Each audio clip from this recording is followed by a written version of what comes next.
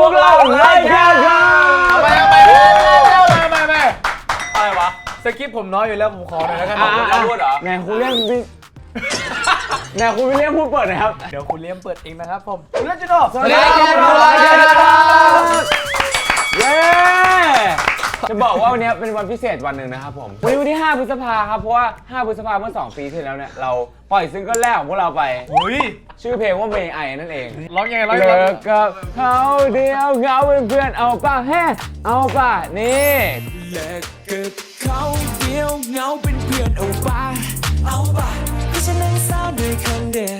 ฉันก็เช็คเงาขึ้นมาพอดีวันนี้เรามาทำอะไรเนี่ยเรามีเซตทุกอย่างเนี่ยโอ้โหใช้เงินพันล้านเนี่ยคือบอกเลยว่าวันนี้เขาเรียกว่าเรามาเฉลิมฉลองกันหน่อยด้วยความที่มันครบรอบ2 ปีแล้วไรแค่นี้ก็จะมาพูดถึงแบบที่ผ่านมาเรามีอะไรเกิดขึ้นบ้างคือแน่นอนว่าเราเป็นวงดนตรีเนาะสิ่งหนึ่งที่ขาดไม่ได้สำหรับวงดนตรีก็คือเพลงผ่านเลยนะเพลงคือไรแค่บอกเลยว่า2 ปีที่ผ่านมาแล้วก็ปล่อยซิงเกิลหรือว่าอะไรออกมามากมายคือมีเรื่องราวดีๆเกิดขึ้นเยอะมากมายโดยเฉพาะในปีนี้เรามาไล่กันเรียบเรียงกันไปดีกว่าพี่นัทเห็นไหมข้างหลังผมเนี่ยอะไรเนี่ยเฮ้ยโอ้โหมีแผ่นซีดีอยู่ข้างบนไม่ใช่เพลงหลากหลายเพลงนะผมจะชี้ให้ทุกคนดู1 2 3อาจารย์มีน้องดาวอยู่ด้วยอันนี้อะไรมีตาแหมนี่คือ Best Boy Group of the Year ใช่ซึ่งเราได้รับเมื่อปีนี้2025นี้รางวัลล่าสุดหรือเปล่าล่าสุดของพวกเราเลยย้อนกลับไปอีก1 ปีเราได้อะไรครับแล้วมันย้อนไปโตตี้เราได้โตตี้อวอร์ดนะฮะ2024นะครับอันนี้เพลงภาพสุดท้ายเพลงใครครับเพลงภาพสุดท้ายเขาเขียนอยู่ข้างล่างไงอะไรวิลเลียมวิลเลียมจักรแลวิลเลียมจักรพรรดินะผม2024นี้โตตี้เราได้อะไรความรักไม่ได้น่ากลัวขนาดนั้นนะเอาชื่อรางวัลก่อน Popular Male Group of the Year ใช่มาเพลงไหนช่วยที่ปล่อยมาเนี่ยแต่ละคนชอบเพลงไหนที่สุดคือเรียกว่าแต่ละเพลงเนี่ยมันก็จะปล่อยมาในช่วงที่แบบมีแบบเขาเรียกว่าแต่ละคนอาจจะมีความทรงจำไม่เหมือนกันเริ่มที่ผมก่อนเลยละกันคุณเต้ยคือเพลงที่ผมชอบจริงๆของไรแคนชื่อเพลงผมชอบเพลงฉ่ำนะเพราะว่าน่าจะเป็นเพลงแรกเลยที่แบบว่าได้มีส่วนร่วมในการแต่งอะไรอย่างงี้นอกจากเพลง Like You ที่ทุกคนน่าจะแบบใครไม่รู้ก็คือ Like You เนี่ยผมเป็นคนแบบเขียนขึ้นมาอะไรอย่างงี้แต่ว่าเพลงฉ่ำเป็นเพลงแรกที่แบบมีส่วนร่วม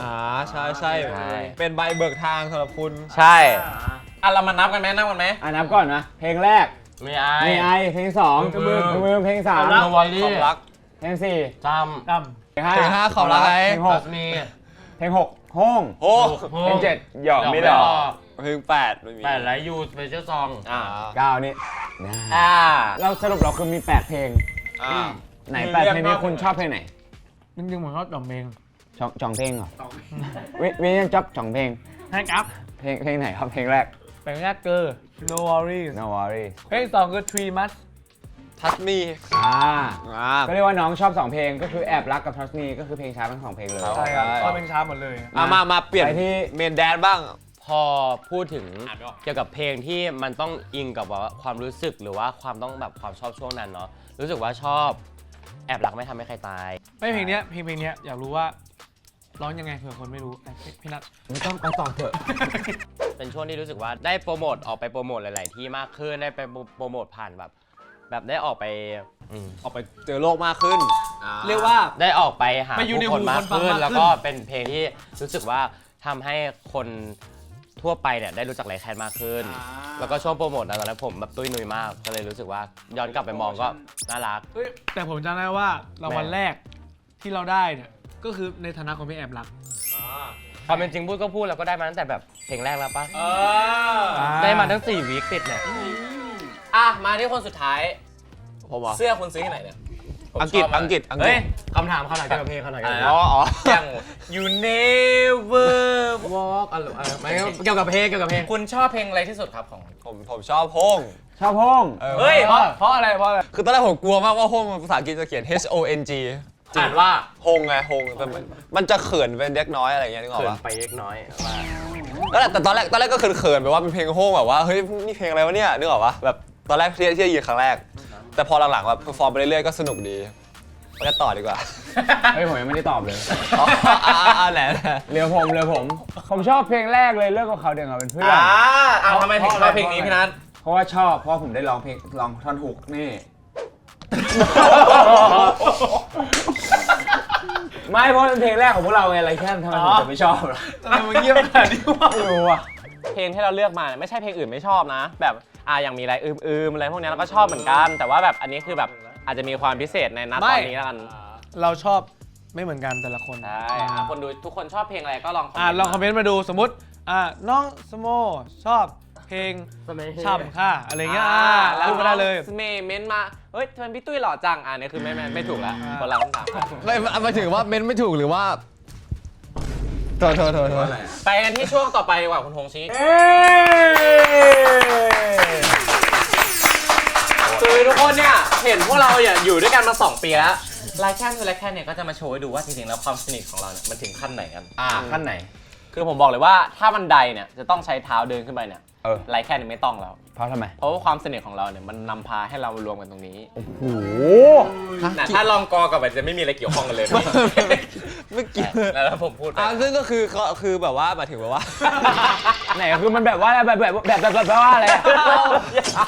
อย่าล้อกัน คือเราจะมีเดน vs now เดนก็คือเมื่อก่อน 2 ปีที่แล้ว แล้ว now คือnow คือ แปลว่าอะไรนาแปลว่าอะไร ตอนนี้ไม่มีมุกว่ะโทษ ก็คือนาวคือตอนนี้ now คือตอนนี้ เมื่อก่อนและตอนนี้ ใช่ก็คือจะเป็นคอนเซปต์4 ลุม 4 ลุม 1อย่า 1สมมติไอ้นัทโดนอันนี้ประจำอยู่แล้ว สมมติพี่นัท1เรา ใช่ 4 ปะเรา4เราลุมเลยแบบสมัยก่อนพี่นัทเป็นยังไง แล้วก็ตอนนี้พี่นัทเป็นยังไงอะไรอย่างเงี้ย 4 คนพูด1 คนฟัง ทุก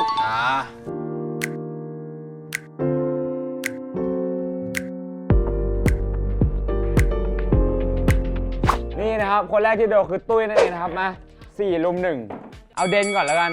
สมัยก่อนเนี่ยบอกเลยว่าน้องตุ้ยจะเป็นคนที่น่ารักมากครับผมแล้วก็จะพูดมาก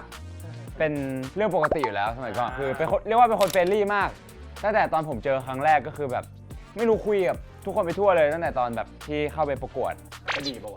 ดีถือว่าเป็นเรื่องดีครับเป็นคนเฟรนลี่แล้วมันก็เป็นคนแรกที่ผมแบบสนิทด้วยเลยในแบบโปรเจกต์อัลฟาอะไรอย่างเงี้ย ซึ่งเราอยากสนิทไหม ก็ตอนแรกก็ไม่อยากแต่พอได้คุยแล้วไปเรื่อยๆมันเริ่มเอ๊ะไอ้นี่มันก็แบบ เขาขากับเรา น่าคุยด้วยดีกวนประสาทดีอะไรอย่างเงี้ยนั่นแหละอันนี้เด่นเอาจริงๆนาวผมว่ามันก็จะเป็นน้องที่น่ารักเหมือนเดิมนะครับ ก็เหมือนเด่นแหละ ก็เหมือนเดิม ก็เหมือนเดิมแหละก็พูดมากเหมือนเดิมแล้วก็เป็นคนที่อยู่ด้วยแล้วแบบสบายใจน่ารักครับน้องน่ารักครับ คิดไม่ออกแล้วไปต่อเดี๋ยวปะวิลเลียม ไม่ซึ่งผมเข้าใจนะว่า เราอยู่ด้วยกันบ่อยมันเลยแบบไม่รู้จะพูดอะไรอ่ะ เราอ่ะอยู่ด้วยกันบ่อยก็จริงแต่คนดูไม่ได้อยู่กับเราตลอด เรา เราก็มาบอกให้คนดูรู้ ไม่งั้นก็บอก โอ้ งั้นก็คือเนี่ยพี่นัทเนี่ยเมื่อกี้พูดอย่างนี้เดี๋ยวผมจะพูดแบบว่ารวบรัดให้แล้วเดนเนี่ยพูดมากนาวเนี่ยเมื่อไหร่จะหยุดพูด อ๋อ อันนี้คือเห็นไหมคือต่างคนต่างแบบคิดไปต่างๆนานาแล้วว่าเกิดอะไรขึ้นเดี๋ยวผมจะเล่าดีเทลให้มันอินไซต์ของมันพูดมากเนี่ย ผมเข้ามาโปรเจกต์ใช่ป่ะมันคือเฟส 1ใช่ป่ะเข้ามาปุ๊บจะเป็นคนที่พูดบ่อยสุดๆแบบคือผมยังไม่สนิทกับใครหรอกยังไม่รู้จักใครมาก ก็จะมีคนที่วิ่งไปแบบคุยกับคนนู้นบ้างคนนี้บ้างคือจะเป็นคนนี้ตลอดแล้วพูดอย่างเดียวเลยครับ คือคลาสร้องเพลงนะแต่มาพูด อันนี้ก็ไม่เข้าใจเหมือนกัน เวลาพักก็อยากจะแบบว่ามีโลกส่วนตัวไปแบบไปกินข้าวนู่นนี่นั่นอะไรเงี้ย หาเรื่องมาพูดตลอดอะไรเงี้ย เอาโลกส่วนตัวของทุกคนคือโลกส่วนรวมของผมนาวทำไมนาว คือสิ่งที่พูดเมื่อกี้ทวีคูณขึ้นไป เช่นอะไรบ้างด้านหน้าตาเป็นไง หน้าตาเนี่ยต้องยอมรับว่าหน้าตาดีขึ้น มันต้องอย่างนี้ดิวะ เราเคยไปถามคนอื่นมาครับว่าทำไมพี่ตุ้ยถึงได้เข้ามาไรแค่เขาบอกว่าเพราะความสามารถล้วนๆเลยครับ หน้าตาไม่เกี่ยว เกี่ยวเกี่ยว รอสุดในวงแล้วคุณตุ้ยอะ อย่ามาพูดอย่างนี้ผมไม่แหละเป็นคนเลือกคุณเข้ามาเอง ในช่วงเดนอาจจะไม่รู้จักมากอาจจะไม่ค่อยสนิทมาก แต่ว่าช่วงหนาวนี่ก็คือเขาเป็นคนที่แบบว่ามุมดีๆก็ของก็มีเยอะ อันไหนเราพูดมุมดีๆเลยดิ คือไม่ต้องใช้เวลาคิดเพราะว่ามันเยอะมากเยอะจนล้นเลย ซึ่งให้เดี๋ยวคนต่อไปพูดดีกว่า ผมมาก มาเขาเป็นคนที่มองคนอื่นไม่ใช่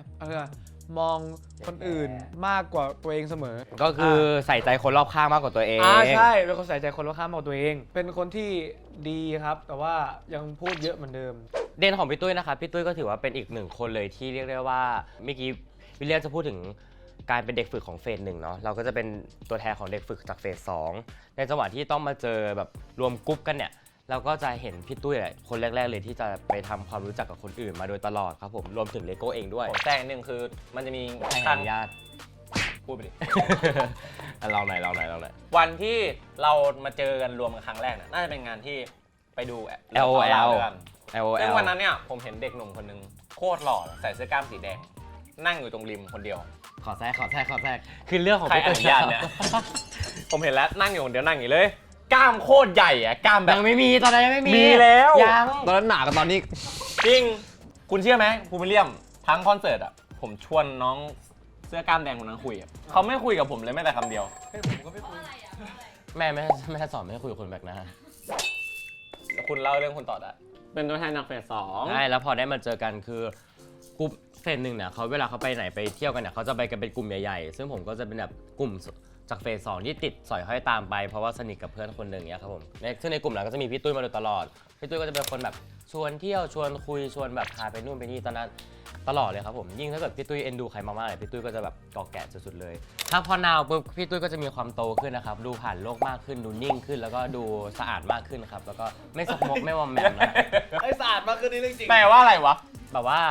เขาหันมารักตัวเองหันมาให้ความสนใจกับตัวเองมากขึ้นอ่ะแต่ว่าก็ถามว่า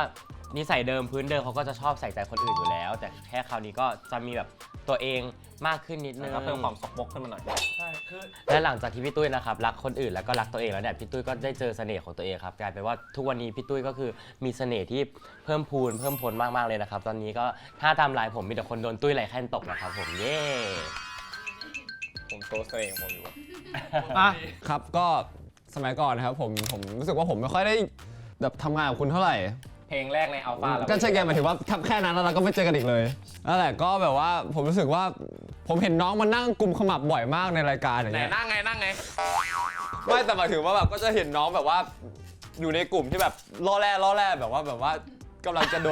นเตะออกหรือเปล่าวะบอกก็ตกรอบกำลังจะตกรอบไม่ ยืนอยู่ริมหาด กำลังจะโดนตกรอบอะไรก็แบบว่าเอ้ยน่าสงสารว่ะน้องคนนี้แต่ผมก็ไม่ได้ไปอะไรกับน้องมากเพราะว่าผมก็ล่อแร่เหมือนกันแบบจะดีแหละไม่ดีแหละบ้างเหมือนกัน จนสุดท้ายไม่ก็แบบว่าพอคุณแบบมาจับมือกันเนี่ยตอนที่เราจับมือกันจำ แล้ ได้ ว ปะ ถ้าจับมือกัน อย่างเงี้ย จับมือกันอย่างงี้ แล้วประกาศใครได้เป็นอัลฟา จริง แล้วชื่อคุณแบบผมแบบเฮ้ยไอ้ตุ้ยเหรอ เอาผมได้ก่อนคุณไง ไม่ก็แบบโอ๊ยมันแบบไม่คาดคิดไง ไม่คาดคิดเท่าไหร่วะ ไม่แต่แบบว่าก็แบบว่าคือรู้ว่าตุ้ยมันแบบมันเก่งนึกออกปะแต่ว่าผมคิดว่าในนั้นแบบมันไม่ค่อยมีแบบว่า เวลาให้ตุ้ยมันแบบแสดงความสามารถตรงนั้นออกมาอะไรอย่างเงี้ยเลยมาแสดงตรงนี้หมดเลย นาวเร็ว อะไร นาว นะนาวคือตั้งแต่ผมอะเกลี้ยกล่อมให้ตุ้ยเสียเงินซื้อคอมได้เนี่ยผมก็เจอมันในแอปม่วงมากขึ้นครับทุกคนเราเล่นเกมกันสนุกมากก็แบบว่าเหมือนแบบเจอเป็นน้องคนหนึงแล้วกันที่แบบเหมือนแบบว่าแบบเหมือนโตมาในฟรีเควนซีเดียวกับผมอะ แปลด้วย แบบว่าแบบ ความคิด ย่านเดียวกับผมนึกออกปะ ย่านอะไรย่าน ย่านอะไรบ้านอยู่คนละโยชน์กันเลยไม่ย่านเดียวกันได้ไงโอ้โห แม่เป็นฟีลแบบชอบอะไรเหมือน คุณ กัน เจอสไตล์ หรือเป ค ล่าน ที่ใกล้เคียงกัน ชอบอะไรเหมือนกัน แต่ว่าแบบนึกออกว่าไอ้นี่ก็ คุยกันถูกคออะไรอย่างเงี้ย มาไงก็ไม่รู้เหมือนกัน โอ้แล้วโตกันยังไงอ่ะ มันก็แบบคนละไอ้นี่ไงแต่แบบว่าไอ้ตุ้ยมันจะแบบว่าเบียวๆหน่อยนิดนึงเหมือนกันอะไรอย่างงี้ก็จะแบบว่าเข้ากันได้หน่อย มาผมจับต่อคนต่อไป จับได้ตัวเอง ผมก่อน วิลเลียม เดนเป็นไง ง่ายๆเป็นคนแบบพ่อหนุ่มเทสดีนิ่งๆ แบบดูไม่สูงสิงกับใคร เป็นคนที่โลกส่วนตัวสูง รู้สึกว่าคนภายนอกอาจจะไม่ค่อยกล้าเข้าไปหาคุยสักเท่าไหร่ กลัวว่าไม่รู้จะแบบเข้าไปด้วยอะไรดีอะไรเงี้ย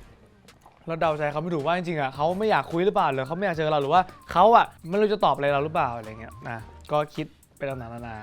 ก็จริงๆผมก็เห็นประมาณนี้แหละแล้วก็ผมก็พอนาวอ่ะ แล้วพอมานาวแล้วมานาวแล้ว มานาวเงี้ยก็รู้สึกว่า มะนาวนี่เปรี้ยวปะ ไม่ใช่ อันนั้นมะนาวครับ มันวงฮาวมะนาวโฮเลย bombastic side eye, criminal offensive side eye. แมงโก้ฮาวเลมอนที ไม่มุกอย่างเงี้ยมา คุณวิลเลียมนาวแล้ว คุณเห็นพี่ชายสุดที่รักสุดหล่อมาตาคนเรืองเลยเป็นยังไงบ้าง คือเขารู้สึกว่าเขาเป็นความมีความโก๊ะมากขึ้น เฮ้ย เขาแบบไม่คือเขา คุณเอสเปรสโกโก้หน่อยครับ เขาไม่ได้พยายามจะตลก แต่เขาตลกได้ตัวเขาเอง เขาเจอจุดตลกตัวเอง ใช่คือบอกไม่จริงไม่รู้ เจอจุดตลกตัวเอง ซึ่งไม่รู้ว่าชอบหรือเปล่า เจอจุดตลกตัวเองไม่ค่อยดีเท่าไหร่ ไม่นี่ว่ารู้สึกว่าต่อให้เจออ่ะก็ไม่ได้อยากจะอยู่ตรงนั้นหรอกก็อยากจะแบบแต่ว่ามันดันโกะเองไงมันดันฟิลนั้นเอง ขอแก้หน่อยจริงๆแล้วผมแค่สร้างคาแรคเตอร์นี้ขึ้นมาคาแรคเตอร์โกะเนี่ยมันจริงๆแล้วไม่ใช่ตัวผมจริงๆไม่บ้อง บล็อก จริง บล็อกแบ็คบ้องใช่ไหมที่เขาเรียกคุณอะ ผมก็เห็นเขาชอบผมก็เลยทำแบบนี้ จริง ๆ ไม่บ้อง ถ้าเกิดบอกกับแฟนคลับได้หนึ่งอย่างเกี่ยวกับความบ้องความที่แบบเขาเชื่อไปแล้วว่าคุณเป็นคนอย่างเงี้ยเกิดมาเป็นอย่างเงี้ย จะบอกว่าคุณคิดผิดแล้วครับผม ของวิลเลียมก็ประมาณนั้น เห็นพี่นัทเป็นพี่ชายที่น่ารักไหม น่ารักมากเป็นผู้ชายที่รู้สึกว่าเราเดาใจเขาถูกทุกอย่าง นี่ ถูกเยอะเกินบางทีทำอะไรก็รู้ไปหมด ก็ถือว่าอยู่ด้วยกันมากจนรู้ใจแล้ว แบบไปคนต่อไปด้วย เลโก้มา ครับอย่างพี่นัทเมื่อก่อนเนี่ยนะก็จะเป็นพี่นัทที่ก็รู้สึกว่าก็ดูเป็นผู้ใหญ่แต่ตอนนั้นพี่นัทอาจจะมีความแบบว่า อายุยังไม่20ใช่ป่ะแต่ว่าบุคลิกนิสัยอาจจะเหมือนคน20แล้วแบบมาโดยตลอดแต่ตอนแรกคิดว่าพี่นัท20กว่ามาโดยตลอดเลยครับด้วยความที่แบบว่าเนาะแบบเกณฑ์การรับสมัครเด็กในรายการมันสูงสุดคือ24อ่ะผมคิดว่าพี่นัทคืออยู่ในเกณฑ์แบบท็อปแล้วอ่ะพอได้มาแบบได้อยู่ทีมเดียวกันได้เจอกันบ่อยเงี้ยครับก็รู้สึกว่าพี่นัทก็มีความแบบเป็นกันเองมากขึ้น แต่ก็จะมีเวลาส่วนตัวกับตัวเองเหมือนกันเยอะเหมือนกันอย่างเงี้ยใช่เมื่อก่อนก็เลยแบบคิดว่าพี่นัทจะเป็นคนแบบนิ่งๆแบบมากที่สุดเลยนะคือไม่อยากเข้าสังคมใช่แบบมันมีแบบมีสังคมที่เขาพอใจอะไรเงี้ยแบบเป็นบ้านเป็นแบบอะไรเงี้ยมากกว่ามหาลัยฟิลนี้พอมานาวปุ๊บเนี่ยก็ พี่นัทก็เด็กกว่าที่คิดเยอะมากเลยครับผมพอแบบได้รู้จักกันจริงๆผมรู้สึกว่าพี่นัทก็จะเจอจุดปลดล็อกตัวเองในระหว่างแบบทางเดินมาตรงนี้เหมือนกันเนี่ยพี่นัทเขาก็รู้สึกคลายขึ้นรู้สึกเป็นตัวเองมากขึ้นอ่ะแต่แบบพอมาฟังว่าเขาสร้างคาแรคเตอร์ผมเริ่มไม่เชื่อละว่าแต่ทุกวันนี้คือเป็นตัวเองไหม เป็นตัวเองจริงๆเป็นตัวเอง ผมไม่ได้เป็นอย่างนี้กับใครนะผมเป็นแค่กับพวกคุณนะเนี่ย นี่อยาก ไอ้เนี่ยมัน อยากเป็น ขำ ของเรา เก่ง อันนี้ เลย เอามาที่ตัวเองพี่นัทเนี่ยบอกเลยว่าเป็นคนที่ผมเห็นแวบแรกนะเด่นนะโคตรหล่อตั้งแต่ผมเกิดมาผมไม่เคยเจอแบบเขาเรียกว่าอะไรแบบหนุ่มชีวภาพคนไหนที่แบบหล่อขนาดนี้มาก่อน เขาเรียนนาโนเขาเรียนนาโน ตอนนั้นเรารู้สึกว่าเนี่ยพี่คนนี้ไม่งานนั้นก็ได้ ผมเจอคุณแล้วผมก็ได้เข้าไปคุยแล้วก็เฮ้ยเขาดูไม่ค่อยอยากคุยกับเราอะ ซึ่งแน่นอน นี่แต่คุณคิดว่าผมไม่อยากคุยด้วย คือคุณ จริงๆผมไม่อยากคุยกับทุกคนแต่ผมไม่รู้จะพูดอะไรแค่นั้นแหละ คือในโปรเจกต์อัลฟาเนี่ยจะมีพี่คนหนึ่ง ชื่อ ผม พี่ รู้จัก เอิร์ธ ใช่ชื่อพี่นิวเอิร์ธ New ผม Earth รู้จักพอๆกันเลย ซีเลย ผมให้ พี่ ผมให้แบบอยู่ในเกณฑ์เดียวกันอะคือเข้าไปคุยแล้วแบบพี่นิวเอิร์ธแบบพี่แบบเรียนเมื่อกี้เหนื่อยเนาะพี่ใช่ปะเหนื่อย เข้าใจแบบความแบบถามมาต่อไปปะเฉยๆอ่ะไม่ได้แบบชวนคุยมากขึ้นไม่ได้ชวนแบบบทสนทนาให้มันยาวมากขึ้นเนี่ยจะตัดจบอะไรได้ก็ตัดจบเลย ใช่ซึ่งพี่นัทก็เป็นหนึ่งในประเภทนั้น ใช่เมื่อก่อน ก็เลยเป็นซีกัน ใช่แล้วพอคุยไปคุยมาปุ๊บรู้สึกได้เลยว่าเฮ้ยเขาเริ่มคุยกับเรามากขึ้น ไม่เพราะความโลกเพราะความโลกจิตของพี่ตุ้ยนั่นเองนั่นก็คือ พอยิ่งเห็นว่าเขาดูไม่อยากคุยด้วยก็จะยิ่งเข้าไปอีกอะเขาจะไปจี้เขาจะไปอย่างนี้อีก คือเมื่อก่อนมันจะมีแบบเราชอบไปซื้อข้าวตรงนู้นอะไรเงี้ยไปนะน้องไปเปล่าไปกับพี่เปล่านี่คุณแม่เขาใช้สัมพันธ์ ชวนได้หรอ ใช่เป็นคนชวนด้วย เหมือนพี่ชายที่คุณตามหามานาน ก็ทั้งวันอะคุยกันแค่ประโยคนั้นแหละประโยคเดียวอันนั้นคือเมื่อก่อน แต่ว่าพอมา พอมะนาวแล้ว มะนาวปุ๊บ เหมือนพี่นัทเนี่ยกินคนเก่านั้นเข้าไปแล้ว ตอน แล้ว นี้ ก็แบบอีโวอะโปเกมอนคืออีโวขึ้น ตอนนี้คือบอสในเกณฑ์ to be boss ในเกณฑ์แล้ว บอสในเกณฑ์ อีโว to เป็ be นไง back อีโวเป็นไง อีโวเป็นคนที่ดีขึ้น ผมรู้สึกว่าคุณเนี่ย โล่งใจโล่งใจ โล่งใจ โล่งใจ คือหล่อก็หล่อขึ้น เอนเตอร์เทน ดีขึ้น เออ ร้องเพลงเพอขึ้น อืม เต้นเก่งขึ้น อืม พูดเก่งขึ้น อืม คือพี่นัทก็เรียกว่าเป็นพี่ชายที่แสนดีแล้วก็แบบมีอะไรปรึกษาพี่นัทได้ทุกเรื่องเลยไม่ว่าจะเป็นเรื่องแบบเฮ้ยพี่นัทลืมจ่ายค่าไฟว่ะทำไงพี่นัทรู้พี่นัทรู้หมด รู้ว่าจ่ายที่ไหนแล้วก็ให้มันไปจ่ายเอง พี่นัทรู้หมดเฮ้ยพี่นัทอยากไปฟิตเนสอะแบบ นี่เห็นไหมมีความเป็นผู้ใหญ่ มีความอดทนที่เขาเรียกว่าจะดูแลน้องๆได้ เป็นที่พึ่งของน้องๆทุกคนถึงจะพึ่งไม่ค่อยได้บ้าง แต่ก็น้องๆก็ยังเอาตัวไปพึ่งอยู่ ก็สุดท้ายอยากจะฝากว่า ภาษาอังกฤษของพึ่งคือ B ครับ เองฝากเลย พี่ฮงก็พี่นัท โอ้ยจะพอยเหรอ พี่ฮงเร็ว ผมเพิ่งคือ โอ้นี่บอกเลยว่า ถ้าพี่ตุ้ยไม่ได้เดบิวต์วันนั้นน่ะวงเราจะเงียบมาก สมัยก่อนผมคุยกับไอ้นี่น้อยมาก เฮ้ย โอ้ยอย่าเรียกว่าคุยเลย เรียกว่าเดินผ่านกันก็แค่นั้นเลย ไม่มี ไม่มีแค่แบบยังไม่สนิทไม่รู้จักอะไรเงี้ยแบบแค่แบบว่าในโปรเจกต์อัลฟาก็แบบว่าไม่ค่อยได้อยู่ทีมเดียวกัน ใช่ ตอนนั้นผมก็รู้จักแค่พี่เดียวผมเลยคุยกับแค่พี่เดียวอะไรเงี้ยไอ้คีนก็คุยกับไอ้นัท ผมก็รู้จักแค่คีนก็เลยคุยแค่ไอคีนเหมือนกัน นั่นแหละเลยแบบว่าไม่ค่อยได้คุยกันแต่พอมาอยู่วงเดียวกันก็แบบว่า ก็เห็นแบบ ผมรู้สึกว่ามันเป็นคนที่คล้ายผมมากๆแบบว่าอยู่ที่แบบอยู่ในแบบเขตเดียวกันพระนคร เด็กบ้านเดียว พ กั ระ น นครแล้วผมรู้สึกว่ามันแบบมันโตมาคล้ายกันอะไรอย่างงี้แบบชายล้วนอะไรอย่างงี้แล้วก็อะไรหลายอย่างผมเห็นรู้สึกว่ามันคล้ายผมมากเลยผมมองหน้ามันบางทีผมก็รู้แล้วมันแบบมันทำอะไรอะไรเงี้ย อันนั้นเด่น อ๋อ นาวแล้ว ไม่เมื่อกี้เรากินเหล้านาวแล้วเด่นไม่มีอะไรเยอะ เด่นเขาไม่ค่อยได้ อดีตไม่ค่อยมีอะไรเยอะ นาวเนี่ยคือเฮ้ยเริ่มรู้จักกันอยู่ในวงแล้ว มองหน้าก็รู้ใจเพราะว่าตาเล็กเหมือนกัน ผมโตกว่าเอาดี ตามโตกว่าไม่แต่ผมก็คือแค่รู้สึกว่าแบบว่ามันเป็นคนที่ขายผมอะในแบบหลาย ๆ ด้านถ้าว่าแบบเงียบหรือว่าอะไรเงี้ยแต่ว่าในความเงียบในสมองมันทำงานอยู่ว่าคิดอะไรอยู่อะไรเงี้ยรู้สึกว่ามันคล้ายมากจนแบบผมแค่มองหน้าแล้วผมว่าผมก็แบบแอบมองมันอยู่ว่ามันทำอะไรวะเนี่ยแต่ก็แบบเขารู้ว่ามันทำอะไรนึกออกปะ ๆไม่เพราะเราแบบไปแบบข้างนอกอย่างเงี้ยแล้วออกสังคมเนี้ยผมจะรู้แล้วไอ้หงมันก็แบบไม่อยากแบบมันไม่รู้จะทำตัวไงเหมือนเวลาแบบเจอคนเยอะๆซึ่งผมก็เป็นเหมือนกันแล้วมองหน้ามันก็มันก็คงคิดเหมือนผม ไม่ก็ไอเลี่ยมกำลังไปคุยกับใครที่อยู่ที่รู้จักใช่ปะเลโก้เข้าสังคมไอตุ้ยไปพูดอะไรของมันไม่รู้มันจะเหลือผมกับไอ้นัทต่อคน ก็ ละ เห แบ ลื บ ออยู่2 หน่อแล้ว ทำอะไรดีวะ พี่ฟิวนั้นพี่ฟิวนั้น ใช่ ประมาณนั้น ข้อต่อไปครับวิลเลียมมาฟังเรื่องดีหน่อยเรา ๆมาฟังอยู่แล้ว คือในโปรเจกต์กับผมไม่ค่อยได้คุยกับวิลเลียมเหมือนกันอารมณ์เดียวกับไอ้นัทคือเดินผ่าน คุยกับใครบ้างวันนี้ แบบว่าเหมือนแบบไอเลี่ยมมันอยู่อัลฟาอย่างเดียวไงผมก็เป็นเบต้าสู้ใช้ฟันฝ่าชีวิตนึกออกปะ ดูเศร้าจังวะ ขนาดอยู่เบต้าไม่คุยด้วยเลยมึงอยู่อัลฟามันจะไปรู้อะไร โอ้คุยแต่กับพี่เขตอะแม่ง อ๋อ พี่เขตกับพี่เดียว2 คนอะไรอย่างเงี้ยได้แค่เห็นน้องร้องเพลงอะไรเงี้ยแล้วแบบนี่มันเก่งว่ะ แล้วตอนเต้นล่ะ ก็นี้ตอนช่วงรับท่าอัลฟาเนี่ยผมมองคุณบ่อยมากเลยบอกไอ้นี่มันจะได้เรื่องมาวันนี้ โอ้โห แต่มันก็ได้ดูทุกวันนี้มันเต้นได้แล้วเห็นไหมนั่นแหละมันก็ไม่มีอะไรมากเด่นนาวอ่ะทุกวันนี้วิลเลียมก็เป็นแบบว่าเป็นน้องที่คอยกวนไอ้นัทแล้วกัน รู้สึกว่าเหมือนเป็นแบบเผาฉลามนึกออกปะแบบนึกออกปะแบบเผาฉลามมันชอบเอาหน้าไปชนฉลามอ่ะนึกว่าเห็นทุกวันนี้แบบไอเลี่ยมมันชอบเอาหน้าไปชนไอ้นัทแต่เรียกว่าเป็นแบบน้องที่ต้องแบบเรารู้สึกว่าผมอยากมีความรับผิดชอบเลยแบบว่า มันทำของหายบ่อยมากอะไรอย่างงี้ก็เลยว่าทุกคนต้องแบบไอเลี่ยมโทรศัพท์เพื่อนโดยเฉพาะต่างประเทศอะไรเงี้ยหรือว่าใน daily life ก็จะมีแบบประโยคนึงที่ได้ยินจากเลี่ยมบ่อยมากคือโทรศัพท์ผมอยู่ไหนอะอะไรอย่างงี้ใช่แต่ก็เป็นน้องที่น่ารัก เป็นจบได้ดีจบได้ดีให้พี่เต้ยตอบไป ก็น้อง เขา วิล อ เลีย ยาม ก เนี่ย เขาอยากกระหน่ำมากเลย คือผมบอกเลยว่าพี่นัทกับวิลเลียมเนี่ย เอาจริงผมกับวิลเลียมแล้วก็พี่นัทเนี่ยเรา3 คนแบบรู้จักกันมาน่าจะเกือบ4 ปีอะนะ ถึงเหรอวะ ถึงก็ตั้งแต่10 อัลฟาอะไรมา คือเลโก้กับพี่ฮงเนี่ยตั้งประมาณ3 ปีคุณ2 คนเนี้น่าจะเกือบ4อะก็ตั้งแต่รู้จักวิลเลียมมาก็ไม่มีอะไรดีขึ้นเลย ผมพูดเล่นอันนี้มันเป็นมุก โอเค ใช่ คือผมเจอวิลเลียมครั้งแรกเนี่ยเดนก็คือคาดเรียนร้องเพลงครั้งแรกของผม คือเราก็รู้สึกว่าเราได้เข้ามาในเทรนเนี่ยเรารู้สึกว่าเราก็น่าร้องเพลงจ้าบพอสมควรพอเราก็ไม่เคยร้องกับคนอื่นไงผมไม่เคยเรียนร้องเพลงเป็นกลุ่มอะไรเงี้ยเรียนเดี่ยวตลอดแล้ววันนั้นน่าจะเป็นแบบครั้งไม่กี่ครั้งที่เรียนกลุ่มอะไรเงี้ยก็เข้าไปเจอวิลเลียมร้องเพลงซีรีส์ฟูลอยู่พอเลยว่ากูไม่อยากเรียนละ คือในนั้นเนี่ยบอกเลยว่ามีวิลเลียมร้องเพลงซีรีส์ฟูลแล้วก็มีพี่ฟุกร้องเพลงอะไรสักอย่างหนึ่งที่แบบสูงมากๆอ่ะ พี่เดียว แล้วก็พี่เดียวด้วย ก็เลยคิดว่ามาทำอะไรตรงนี้ตอนนั้นผมร้องเพลงอะไรไม่รู้อะแต่แบบเพลงแบบ หนึ่งสูงนิดนึงอะ ไม่สูงด้วยเพลงปกติ แล้วตอนนั้นก็แต่รู้ว่าวิลเลียมเป็นคนร้องเพลงเก่งมาก และอันนั้นคือเด่น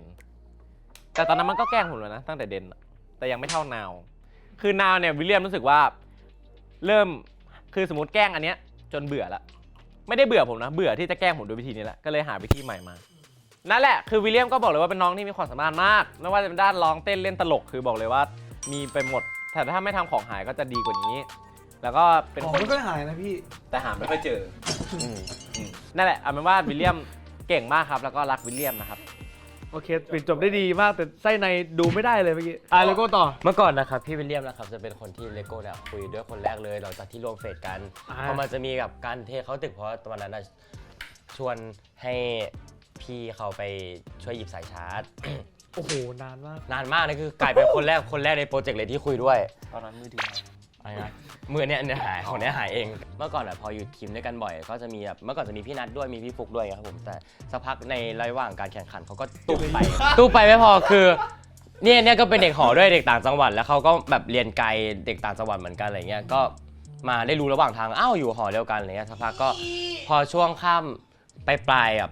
ายโปรเจกต์อย่างเงี้ยก็ได้มารู้จักกันมากขึ้นก็กลายเป็นว่ามันกลายเป็นคนที่แบบว่าผมแบบคุยได้เยอะสุดในโปรเจกต์อะไรเงี้ยครับผมแล้วพอมานาวปุ๊บก็คุยด้วยแบบก็ยังคุยด้วยตลอดเนี่ยครับผมแต่ว่ามันก็จะมีความแบบโตขึ้นเป็นผู้ใหญ่ขึ้นมีความรับผิดชอบมากขึ้นอะไรเงี้ยเพราะว่าจน อุ้ยนี่เป็นประโยคคุณเป็นคนแรกเลยที่พูดประโยคนี้กับคุณวิลเลียม ความรับผิดชอบในหน้าที่ในหน้าที่การงานเพราะว่าเมื่อก่อนมันก็จะแบบฟิลเหมือนเด็กไล่ตามความฝันอย่างเงี้ยมาอยู่ด้วยกันเฉยๆใช่ป่ะมันก็จะยังอยากทำอย่างงู้นอยากทำอย่างนี้แต่ทุกวันนี้มันคือเป็นฟิลประมาณว่าได้ทำอย่างงู้นได้ทำอย่างนี้แล้วอะไรเงี้ยมันก็จะแบบคนละวายคนละความรู้สึกอะไรเงี้ยแล้วก็เลยรู้สึกว่าเราได้อยู่กับคนที่ข้ามช่วงอ่ะได้เห็นแบบคนแบบข้ามช่วงในเรื่องของความแบบความอยากกิเลสตัณหาอะไรเงี้ยของตัวเองดีอะไรเงี้ย โอ้อันนี้ไส้ในดีอันนี้ปิดไม่ค่อยดี เดมวิลเลียมเหรอตอนนั้นผมเจอวิลเลียมตอนฝึกเฟสแรกเหมือนกันพร้อมกับตุ้ยนะครับแล้วก็เหมือนน้องจะเป็นคนเข้ามาทักผมก่อนเหมือนกันเหมือนน้องจะเดินมาแล้วบอกผมหน้าเหมือนบิลกินอะไรอย่างเงี้ยแล้วก็แบบชอบมาคุยแล้วก็มาถามแล้วก็ไม่เรียกชื่อผมเลยจริงๆน้องก็เฟรนลี่ก็คุยกับผมเยอะเหมือนกัน แล้วเราคุยกับเขาไหม เพราะก็คุยแต่ก็อาจจะคุยน้อยเพราะแรกๆผมก็ไม่ค่อยกล้าคุยกับใครพวกคุณก็รู้ใช่ไหมล่ะเสร็จแล้วพอเข้าโปรเจกต์อัลฟาไปแล้วผมก็ได้สนิทกับน้องมากขึ้นเพราะเหมือนเราได้ทำงานร่วมกันมากขึ้นตอนเป็นอัลฟาอะไรเงี้ย มา เพลงแรก นาวละนาว ใช่นาวเหรอจริงๆก็น้องก็กวนประสาทขึ้นเรื่อยๆครับ มันเหมือนมันเป็นการเงี้ยแรกๆยังแบบเอ้ยน่ารักอยู่พอแบบเริ่มสนิทขึ้นมันเริ่มความกวนมันเริ่มเพิ่มขึ้นจนตอนนี้มันทะลุประหลอดไปแล้วครับผม เฮ้ย รู้สึกว่ามันแบบมันน่ารักครับผม จบดี ใช่มันน่ารักมันชอบ ไส้ใน ไม่ได้ยังประเมินไม่ได้ไม่ถูก ใช่ ว่า มัน ดี ชอบ หรื มา อไม่ดี เกาะแกะอะไรอย่างเงี้ยแล้วก็ผมก็เอ็นดูเหมือนแบบเป็นน้องชายน่ารักคนหนึ่งนั่นแหละครับผม2 คนมาคนนี้คือเลโก้ คนไหนคือใครคนไหนคือพี่โอ ผมก่อนคนแรกเลยเลโก้เนี่ยเมื่อก่อนเนี่ยคือก็เหมือนที่เราแบบว่าเจอกันครั้งแรกในตอนเลิฟเอาเหล่า อืม ซึ่งตอนนั้นเนี่ยเขาก็ไม่คุยกับผมจริงๆ คือแบบผมพยายามแล้ว break the fourth ball คุยกับ ภาษาก ล้อง หนัง break the fourth ball คือคุยกับกล้อง คุยกับกล้อง แบบนี้ผมเบรกไปจน10 กว่าบอลแล้วยังไม่คุยกับกูเลยนะครับผมแต่ว่าก็เหมือนแล้วในรายการเนี่ยผมก็คุยกับเลโก้บ้างเพราะว่าแบบเหมือนตอนนั้นผมก็จะคุยกับทุกคนอยู่แล้วแล้วเหมือนคนที่ผมคุยที่แบบผมเบรกวอลผ่านไปแล้วเขาสนิทกับเลโก้เหมือนกันอะไรเงี้ยพวกแชมป์อะไรเงี้ยก็เลยจะได้คุยกับเลโก้บ้างอะไรอย่างงี้แล้วก็พอผ่านมาปุ๊บผมได้ขึ้นเป็นอัลฟาไงผมได้ร่วมงานกับคุณครั้งแรกตอนที่เป็นอัลฟาไงแล้วก็ตอนนั้นก็เหมือนน่าจะได้คุยจริงจังอันนี้คือเดียนนาวเนี่ยผมรู้สึกว่าเลโก้มันก็ ไม่ต้อง อะไรนะ ได้ยินปะนี่ไม่ได้ยิน ไม่เมื่อกี้คือเขาปกตินาวอ่ะไอ้นาวเนี่ย ไม่เรียกบูตเอเนอร์จี นั่นแหละก็คือนาวอ่ะก็รู้สึกว่าเลโก้ก็ยังแบบเก่งเมื่อก่อนเพราะเลโก้ทุกคนก็รู้อยู่แล้วว่าในโปรเจกต์กับฟ้าคนที่เต้นเก่งสุดคือเลโก้ตอนนั้นจนมาถึงตอนนี้คนที่เต้นเก่งสุดและแค่นก็ยังเป็นเลโก้อยู่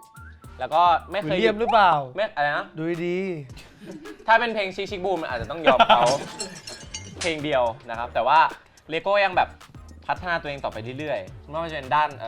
การแต่งหน้าแล้วว่าจะเป็นการแบบเอ้ยวันนี้ดูแบบ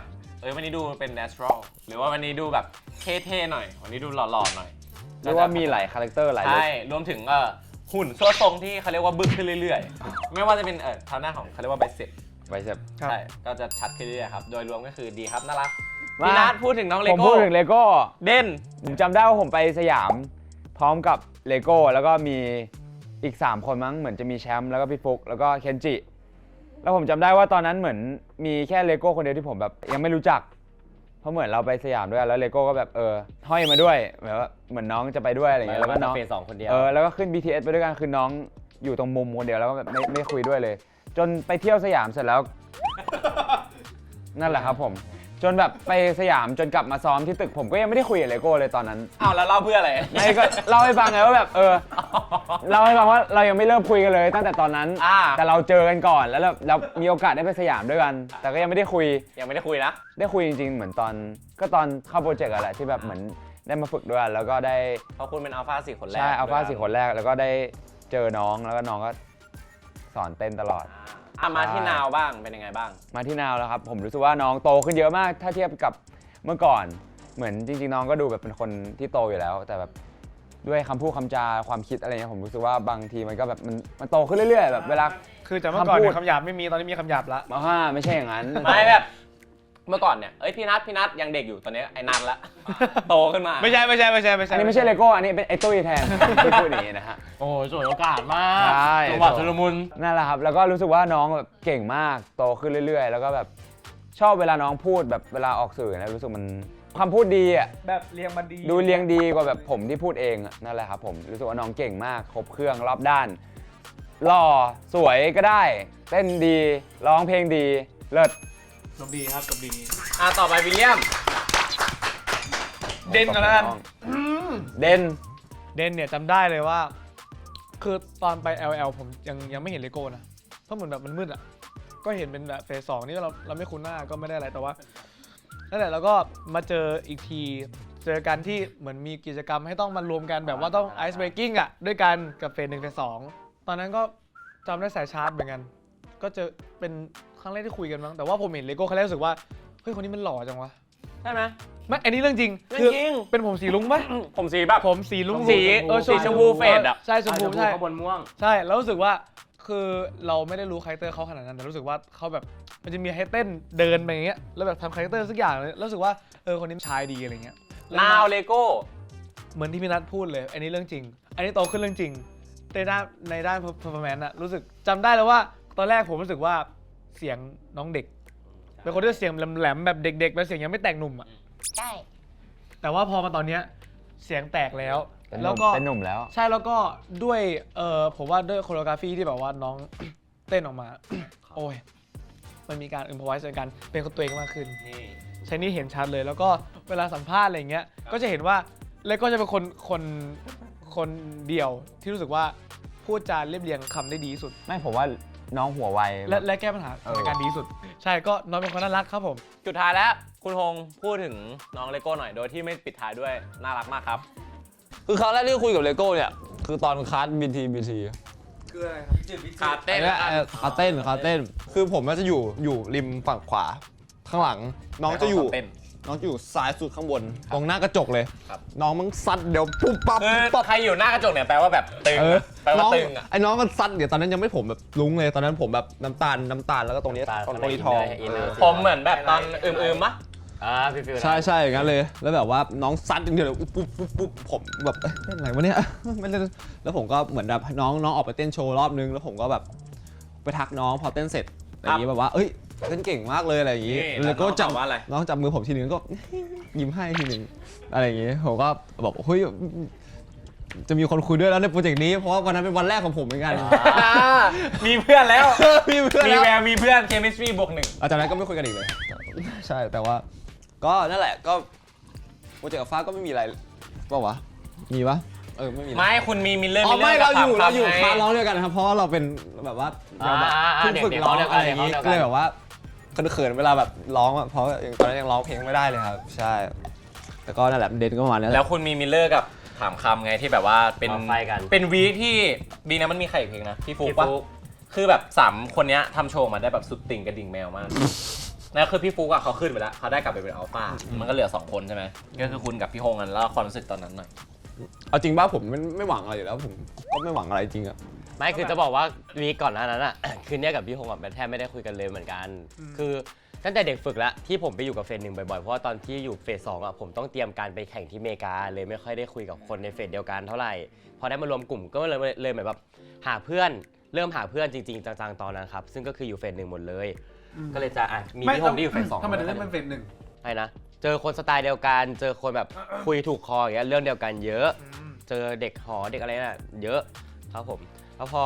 ได้มาเจอถามคำปุ๊บเพราะว่าอยู่ๆพี่ฮงเขาก็เรียกชื่อเราลงไปแข่งเนาะ เราก็เลยแบบโอเคเราต้องแบบมีการเจรจาพูดคุยกันหน่อยกับคนคนนี้ จริงใครมันจะไปเรียกชื่อเลโก้ลงไปแข่งวะ ก็เลยได้หลุดเดบิวต์กันเลย2 คน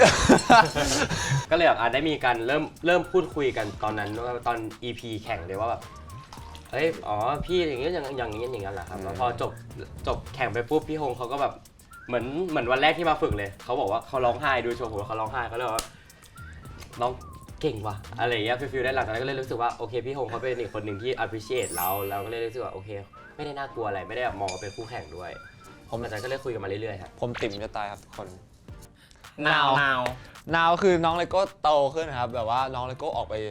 พบเจอโลกภายนอกมากขึ้นอันนี้น้องชอบบอกว่าแบบน้องเป็นเด็กต่างจังหวัดอะไรอย่างนี้แบบอยากเจอโลกภายนอกในแบบกรุงเทพอะไรอย่างนี้หรือว่าแบบว่าแบบต่างประเทศอะไรเงี้ยก็แบบว่าน้องออกไปใช้ชีวิตมากขึ้นอะไรอย่างนี้ ก็แบบ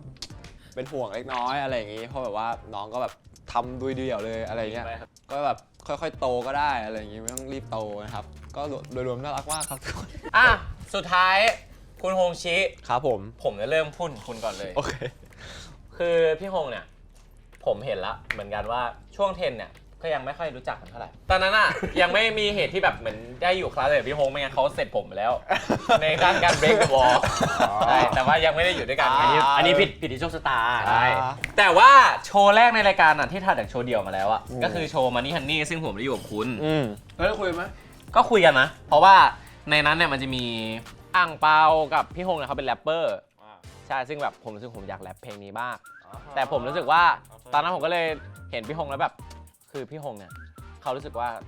เป็นคนแบบดุอะไรเงี้ยตอนนั้นนะดูแบบหน้าเบี่ยงดูไม่ค่อยกล้าคุยด้วยก็เลยไปเลือกไปแกล้งอ่างเปานั่นแหละตอนนั้นก็ยังไม่ค่อยคุยเท่าไหร่นะคือเด่นแต่จนมานาวเนี่ยก็รู้สึกว่าพี่ฮงเนี่ยเขาพอเราเริ่มคุยกันเรื่องแบบอะไรเบียวๆอะไรเงี้ยเหมือนมันจะมีครั้งหนึ่งที่แบบเราพูดชื่อช่อง YouTube ขึ้นมาแล้วแบบมีแค่เรา2คนที่รู้จักอะไรเงี้ย ใช่ไอพวกนี้ไม่รู้จักเลย ใช่แล้วก็มีหลายๆอย่างที่แบบเฮ้ยมันมีแค่เรา2คนที่รู้อะไรเงี้ย ใช่ไหม แล้วเราเป็นรูมเมทกันด้วยเวลาไปต่างประเทศกันรู้สึกว่าสนิทกับพี่ฮงมากแบบชอบอะไรคล้ายๆกันอะไรอย่างงี้เรื่องที่แบบคนอื่นเขาไม่ค่อยชอบเราจะชอบ เรื่องอะไรที่คนอื่นเขาชอบเราไม่ค่อยชอบเท่าไหร่ ใช่ถูกต้อง นั่นแหละก็เลยอยู่เป็นสไลเดอร์ทิ้งตัวได้ครับ ไอฮงเหรอ พูดถึงเรื่องเด่นอย่างที่มันบอกเลยครับผมกับไอฮงคุยกันน้อยมากจริงๆนะตั้งแต่แบบ energy อยู่ในโปรเจกต์มาก็คือแบบเอาจริงแทบไม่คุยกันเลยแบบทำงานด้วยกันก็คือแบบคุยกันแค่แบบท่าเต้นอย่างเงี้ยเพราะรู้สึกว่ามันเหมือนสปีชีส์เดียวกันอะ คืออะไร หมายว ะ ถึงอินโทรเวิร์ดเหมือนกันอะฟีลแบบไม่รู้จะพูดอะไรไม่รู้จะคุยยังไงพูดแบบนี้ไปมันจะคุยอะพูดอะไรกลับมาวะอะไรอย่างเงี้ยฟีลนั้น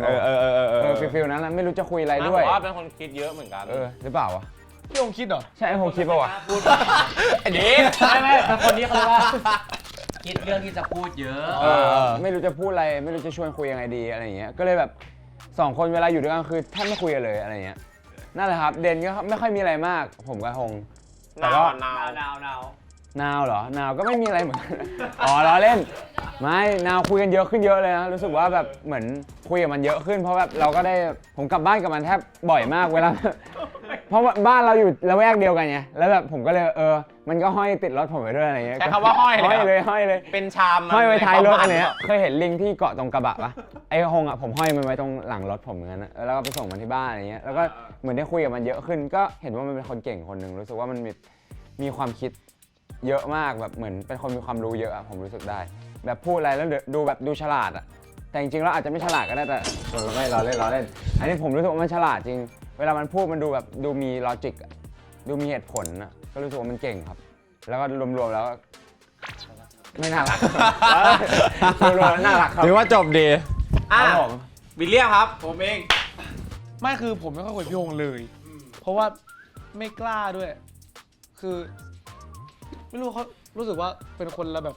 คนละความคิดอะแบบเราไม่กล้าเข้าไปคุยกับเขาแล้วรู้สึกว่าเราจะเด็กไปเราจะแบบว่า ไม่รู้จะเข้าหาด้วยวิธีอะไรอะไรเงี้ยก็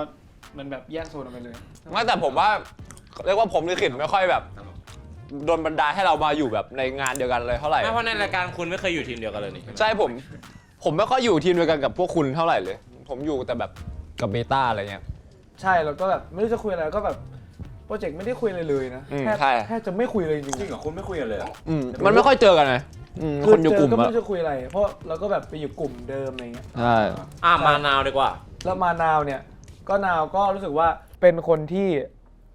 คุยได้แบบ คือเขาก็ไม่รู้ว่าเขาจะคุยกับเราเหมือนกันอะไรเงี้ยคล้ายๆกับพี่นัทแต่ว่าเป็นคนยูนิค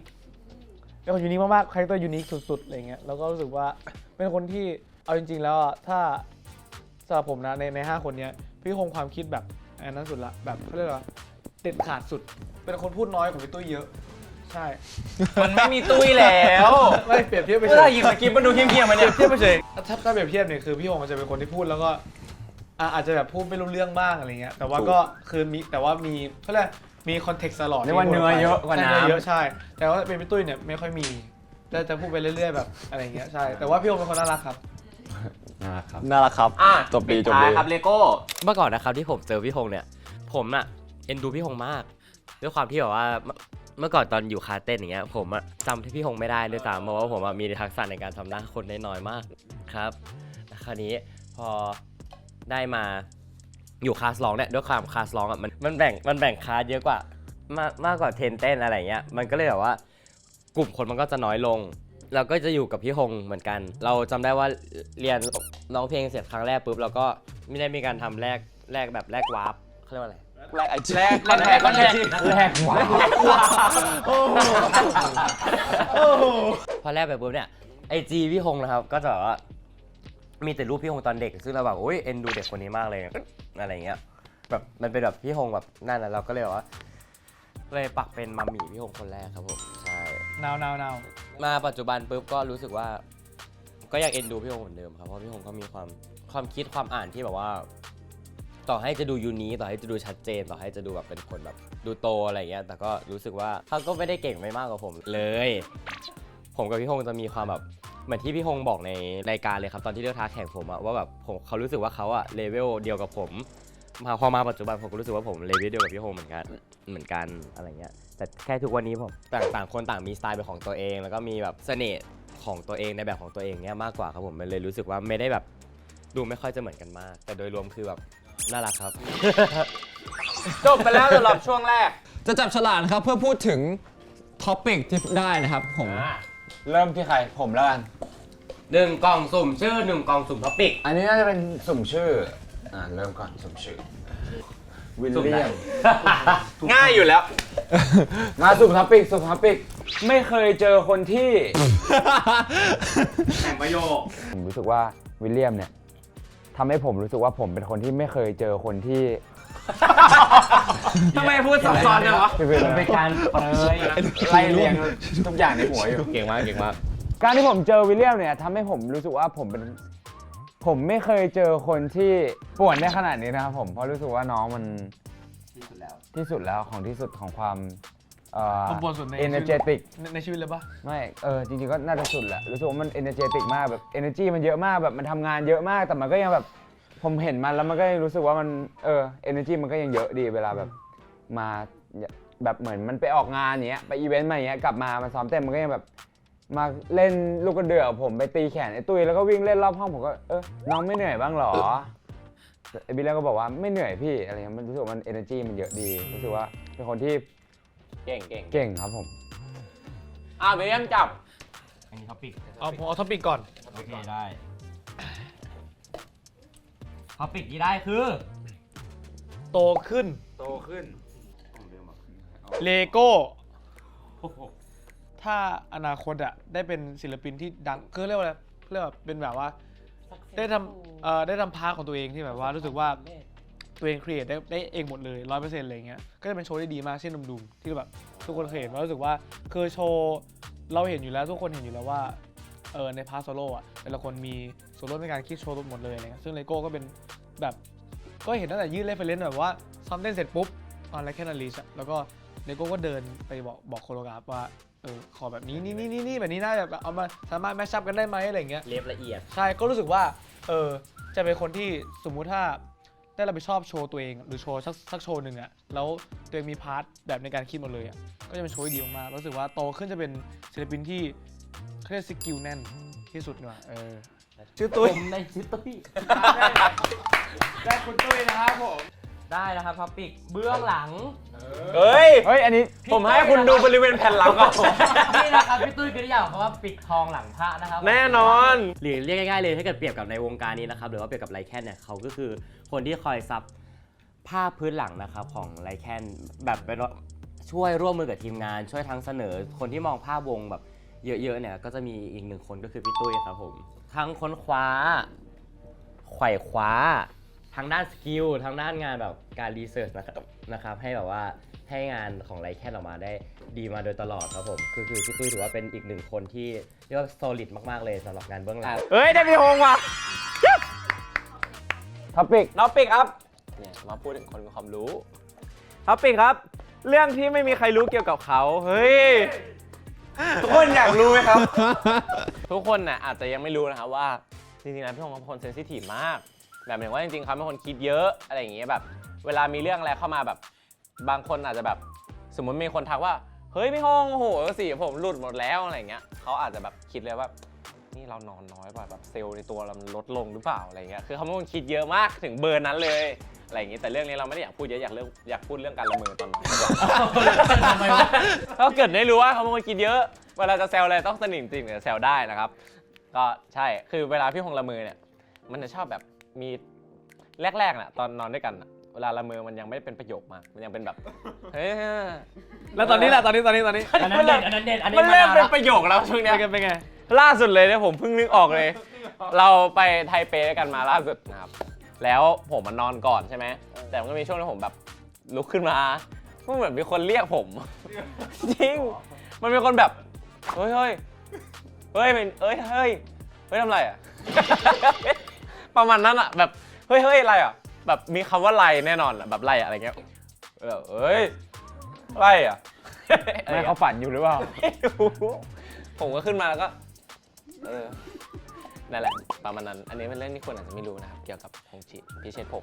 ไม่ต้องจับแล้วมั้ง ไม่จับหรอก ท็อปิกจับท็อปิก เก็บไว้คนเดียว เฮ้ย เก็บไว้คนเดียว สำหรับนัทนะผมคิดว่าสิ่งที่มันเก็บไว้คนเดียวคือสิ่งที่แบบคนล้อมันเยอะๆลึกๆแล้วที่แบบบางทีมันขำแต่แบบบางทีมันเก็บไว้ในใจมันแบบอะไรอย่างเงี้ยซึ่งบางทีผมก็พยายามแบบเป็นคนที่แบบว่าไม่ล้อมันเพราะว่าไอ้นี่ล้อเยอะ โดนตัวโดน ก็เลยแบบว่าไม่ได้ล้อมันมากอะไรอย่างงี้แต่แบบผมก็รู้บางทีมันก็อาจคือมันไม่ได้เก็บไปคิดเยอะหรอกนึกออกป่ะแต่แบบบางทีมันมีแวบขึ้นมาแบบ หรือมันจะนั่นไหม หรือว่า มันจะมากเกินไปไหม หรือว่าเท้ากูยาวจริงมันบอกว่าอะไรเงี้ยอะไรเงี้ยนึกออกป่ะเรื่องนี้นึกออกป่ะ ไม่รู้ดิ มันจะคืออย่างนี้นึกออกป่ะแต่หลังๆเขาเริ่มไปนี่แล้วแบบหลังๆแบบว่าเวลาแบบเหมือนแบบเวลาแบบมีถ่ายรูปอย่างเงี้ยแบมือเขาเริ่มแบมือแล้วผมก็ดีใจอะไรเงี้ยผมก็ เรื่ ดี องนี้ยังไม่มีใครรู้นะ ผมก็ดีใจ คนละท็อปิกไม่ได้ วันละปีก ไม่ก็เก็บไว้คนเดียวไงแต่อันนี้ก็ดีใจที่แบบอยู่ดีมันก็แบบมันชูมือได้แบบภูมิใจแล้วอะไรเงี้ย มือทำไมมันมีอะไรที่มือ ว่าทำไม ไม่มือแห้งเล่นเวทเยอะอะไร ไม่ก็แบบต้องใช้ครีมตลอดเวลา อะไรอย่างงี้ เอางี้เมื่อกี้เราวนไปอย่างงี้ใช่ไหมมันเป็นการบังเอิญ มันบังเอิญ ราวนกลับดีกว่า เดี๋ยวผมก่อน เดี๋ยวพี่ฮงพูดถึงตุ้ย ความเป็นเด็ก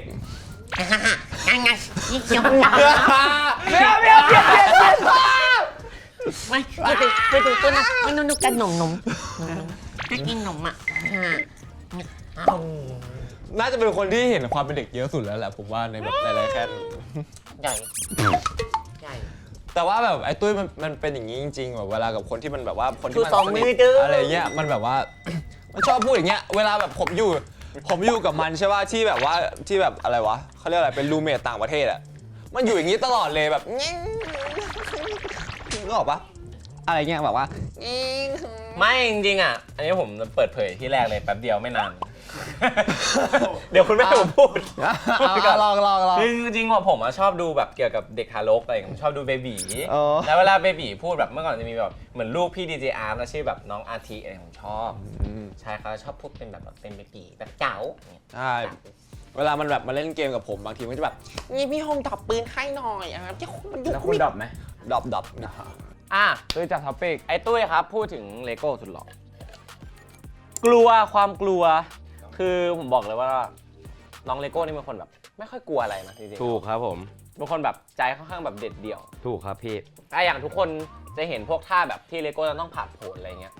คือจริงๆแล้วมันน่ากลัวมากนะในการที่แบบจะทำอะไรเงี้ยซึ่งแบบอย่างสมมติตอนที่เราไป Impact Arena ครั้งแรกตอนเป็นเกสเตรียมโฟร์อะ Impact Arena มันก็น่ากลัวมากนะในการที่ต้องตีลังกาบนเวทีที่ใหญ่ขนาดนั้นซึ่งแบบมันอาจจะเกิดการผิดพลาดได้อะไรเงี้ยซึ่งแบบเลโก้ก็ไม่เคยกลัวเลยซึ่งบอกเลยว่าคนนี้เก่งมากแต่ผมคิดว่า สิ่งที่เลโก้น่าจะกลัวที่สุดเนี่ยน่าจะเป็นการที่พี่ตุ้ยไม่อยู่ข้างๆด้วย การที่แบบไม่มีพี่นัทวิลเลียมพี่ฮงอยู่ด้วยอะไรเงี้ยน่าจะเป็นสิ่งเลโก้กลัวมากโดยเฉพาะพี่ตุ้ยใช่ป่ะเพื่อน ใช่ครับ แต่ว่าตอนนี้เริ่มทำใจได้ละ เลโก้พูดถึงจักรพรรดิ ลองดูบ้างก็ได้ สิ่งที่อยากให้วิลเลียมนะครับลองดูบ้างก็ได้นะครับ คือลองพักดูบ้างก็ได้นะครับผมเพราะว่ากลัวว่าจะเหนื่อยเกินกลัวว่าจะเหนื่อยเกินไปนะครับกับช่วงนี้เพราะว่างาน พักอะไรบ้างเช่น พักกาดครับแล้วก็มีพักบุงด้วย มีพัก ฟอลโล่แก๊กไปต่อ ครับผมเนี่ยจะมีพักแบบไม่ใช่พักมันจะมีแบบให้ได้พักบ้าง เวลา ให้มี พัก ช่ว อะไรเงี้ยแก๊ป ให้แบบ อะไรเงี้ย ให้สมองได้รู้สึกว่าไม่ต้องทำงานบ้างเนี่ยครับผม อ่า หรือว่าแบบให้นอนเฉยๆหัวใจไม่ต้องเต้นอย่างเงี้ยครับผมแบบลองดูบ้างก็ได้อย่างเงี้ย พักยาวเลยนะอันนั้น พักยาว พักร้อนยาว เวเกชั่น ผมต่อเป็นห่วง เป็นห่วงอะไรพี่ชายหรือเปล่าไหนพูดไปซิ ก็รู้สึกว่าจริงๆอ่ะไม่ค่อยมีเรื่องอะไรให้เป็นห่วงขนาดนั้นแต่ว่าเรื่องเป็นห่วงก็คือน่าจะเป็นความมั่นใจเพราะว่าคือถึงแม้ว่าอีก4คนน่ะจะชอบพูดล้ออะไรเงี้ยคือจริงๆอ่ะเจตนาไม่ได้จะเบลมเลยอะไรเงี้ยคือแบบแกล้งเฉยๆเอาสนุกอะไรเงี้ยแต่ว่าจริงๆอ่ะอยากให้มั่นใจทุกครั้งเวลาแบบว่าเช่นแบบร้องเพลงหรือว่าอะไรจะทำอะไรสักอย่างอะไรเงี้ยอยากให้ตัดสินใจเด็ดขาดไปเลยอะไรเงี้ยเพราะว่ารู้คือเห็นนะเหมือนที่พี่ยงบอกว่าบางทีแบบอันนี้แบบเริ่มไม่มั่นใจอะไรเงี้ยแบบเริ่มโดนล้อเยอะแล้วเริ่มละอะไรเงี้ยก็จะแบบก็จะรู้ว่ารู้สึกอะไรเงี้ยก็อยากให้มั่นใจไปเลยอะไรเงี้ย ภูมิใจ เอ้ย ลองดู ผมรู้สึกว่าผมภูมิใจนะครับที่ผมได้ร่วมงานกับพี่หง คนเก่ง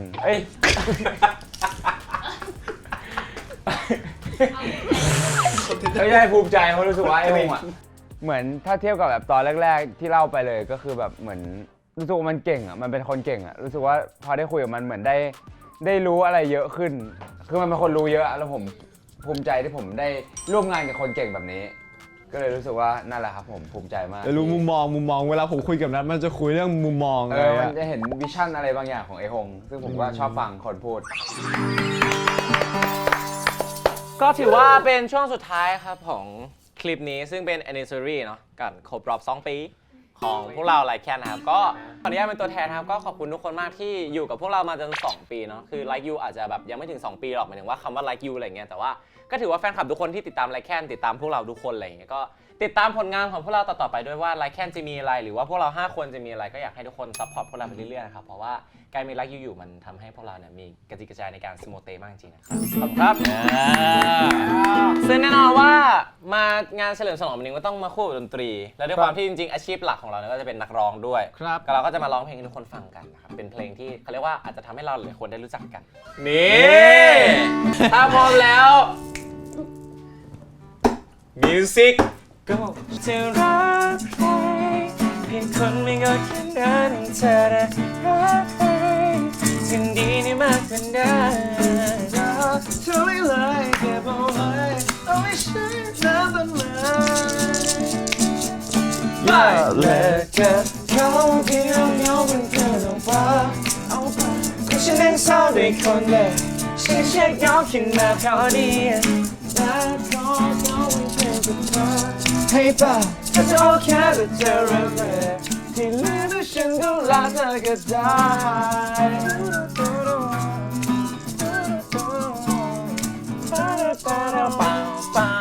Like that.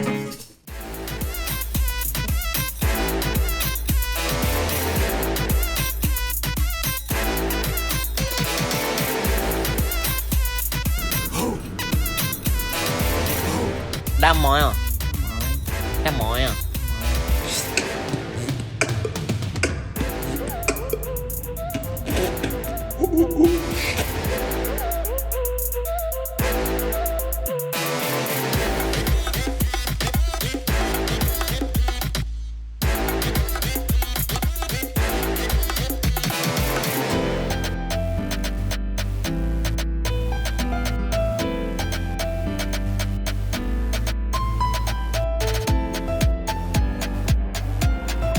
Repeat after me.